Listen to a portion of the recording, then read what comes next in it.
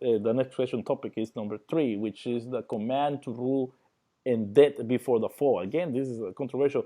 A common teaching of young earth creationists is that death was only present in the universe after Adam's sin. So there was no death of any kind before the fall of man. Ben, you have talked about the presence of death before the fall explicitly contained the command to subdue and rule given to humanity. Could you spend that? Could you spend on that? I mean, Absolutely. because you Right, done, so this you passage, done videos about this, so I know you can spend on this.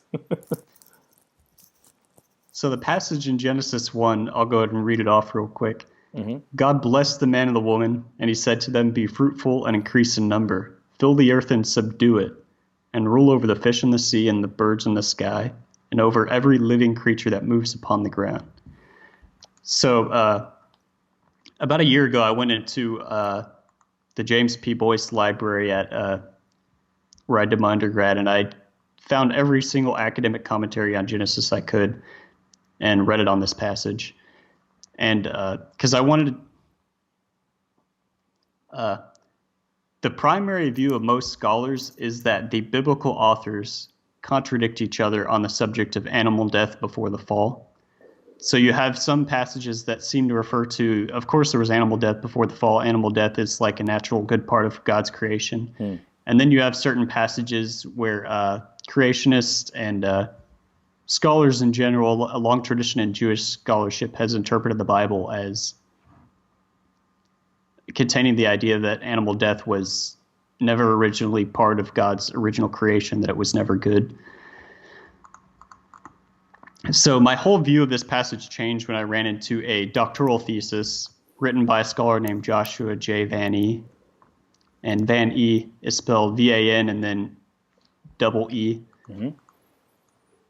So this passage in Genesis 1:28, God tells the man and woman to subdue the earth and rule over the animals.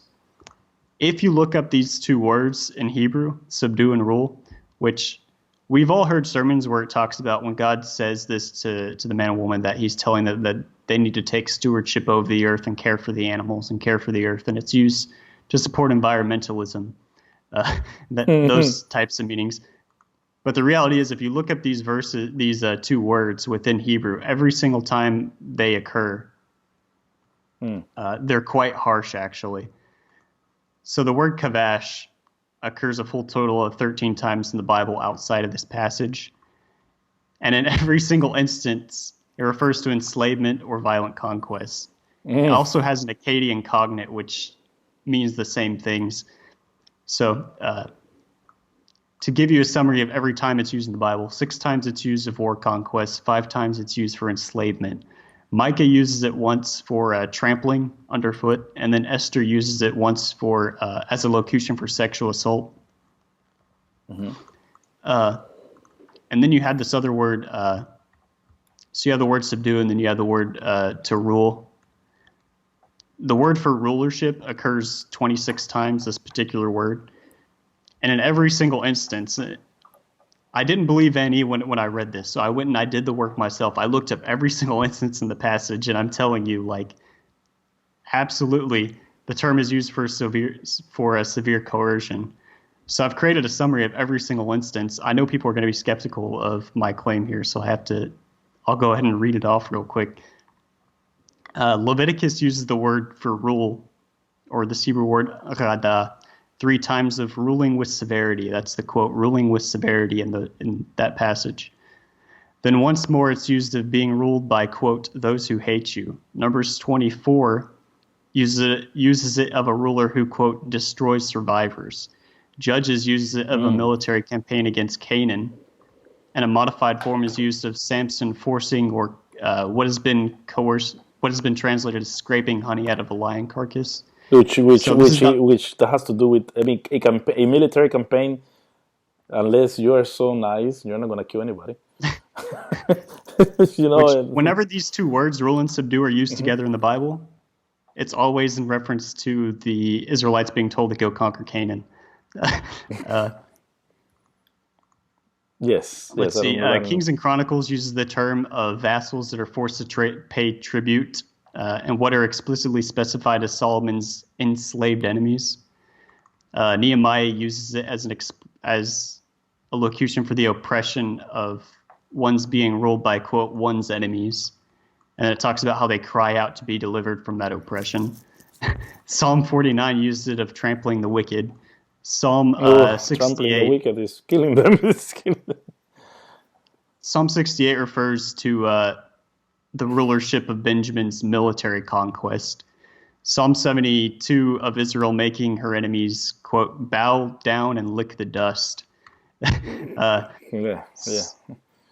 We're getting there. Psalm 110 of the king, quote, making his enemies a footstool. Isaiah 14 of Israel, quote, possessing and, quote, enslaving its enemies. Verse speaks of ruling with, quote, unceasing anger. Isaiah 41 speaks of, quote, subduing kings, thereby, quote, turning the nations to dust by the sword. So again, they're all pretty harsh so far. You have Jeremiah 5. It refers to ruling, the, quote, horrible and, quote, shocking rule of Israel's priests over God's people. Lamentations 1:13 speaks of God, quote, overpowering the lamenter by hurling down fire on him, quote, in fierce anger. And then you have two references in Ezekiel 29 and Ezekiel chapter 34. The first refers to God's judgment of the great monster of Egypt. That's the quote, is great monster in the passage. And then you have Ezekiel 34, verse 4, which refers of ruling, quote, harshly and brutally. So I've gone through every single passage here, which is something I hadn't done before in the past publicly. Thank you. When I say that these passages subdue and rule, like they're pretty harsh. They're military terms. They refer to military conquest, to essentially fighting and subduing the enemy. Which has to do which in any military campaign has to do with killing. That only makes sense if God's creation mandate in Genesis 1 is assuming that the animals had the potential to be hostile combatants, that there's a struggle with them that's going on. It's not like when you go to the Creation Museum in yes, I was gonna say that. where you got Adam. He's like side hugging a penguin, and he's petting like a leopard with his other hand, and there's a T-Rex in the room and that type of thing. That's not what's reflected here. Subdued means that they were still feral. Exactly. Let's see. Because that's how God made them. I mean, it's a good part of creation. That's why God commands us to like the cat. We have to we have to toilet train the cat because we have to subdue him. And I didn't do it brutally, but I have to subdue the cat. So and in reality, like when you go back and you read the passage, it talks about you need to subdue. What is it? I'll read it here. Rule over the fish in the sea and the birds in the sky. Like, how do you rule over fish and birds exactly? Unless you're killing them, unless you're eating the fish, unless you're eating the birds, which is what people in the ancient Near East did quite regularly. Let's see.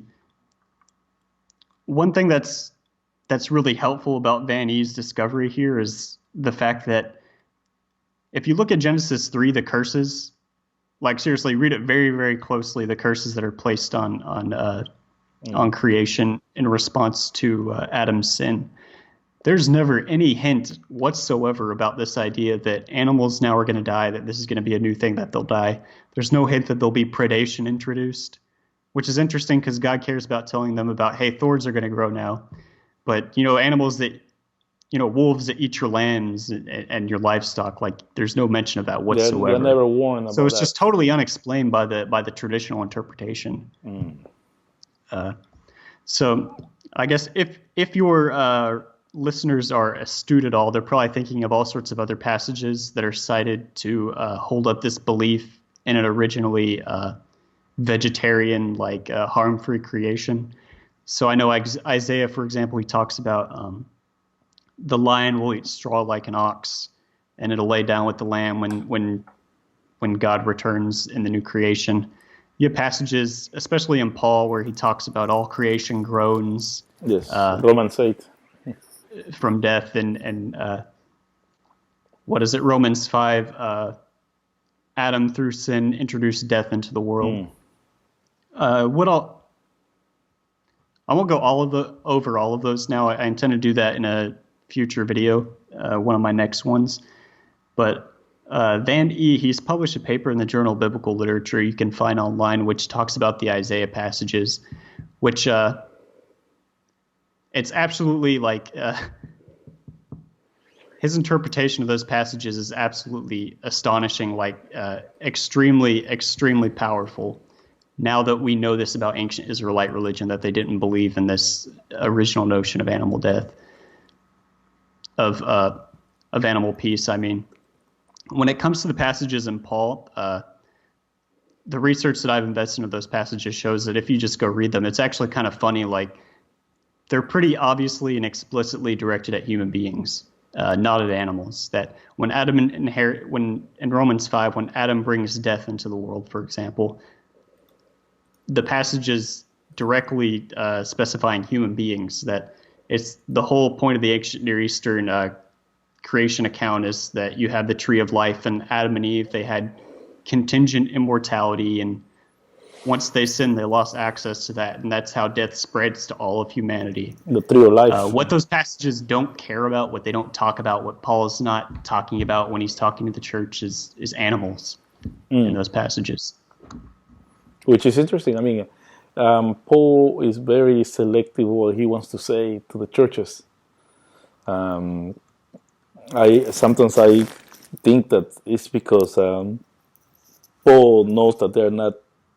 I mean, the churches that he's writing to are mainly in Turkey today, Turkey and a bit western from Turkey, and they don't usually hold the same ancient Near Eastern myth cosmology as he did or as he was aware. I mean, and Paul was Turkish. Was Turkish as well. So Yeah, yeah. So there's a lot of Greek influence. But yes. I actually just, since I'm not a New Testament guy so much as an Old Testament guy, I threw my interpretation at a Mark Seifert, who's a Pauline scholar. Or no, it Yes. wasn't Mark Seifert. George Carraway. He's a Pauline scholar at a, Sorry. No? I can't remember which theological seminary, Good. but he told me just point blank, yeah, I think you're correct. Paul's not, he doesn't care about animals in these passages, It's like the rapture. He doesn't care about babies. which is, this is something that happens, which I think you're probably familiar with, is like there's all these verses that we have memorized, like John 3:16, that sort of thing, where we invest loads and loads and loads of theology into them. But if you go read them in their original context, like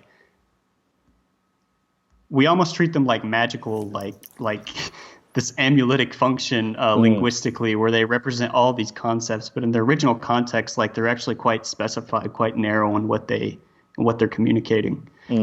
S- So Yeah. 316. So John 3:16 is neither Calvinistic or Arminian. I'm not going to go there with you. Well, it doesn't matter because they didn't exist at the time. So that's so I'm not, when people want to talk to me about it, I said that's an anachronistic discussion. They don't care. Yes. John didn't care. So why? Yeah. So and people get desperate with me because I said if he didn't care, I don't care. So yeah, but you have to answer what to you just to satisfy your thirst for gossip or something. Okay, that's good. Anyway,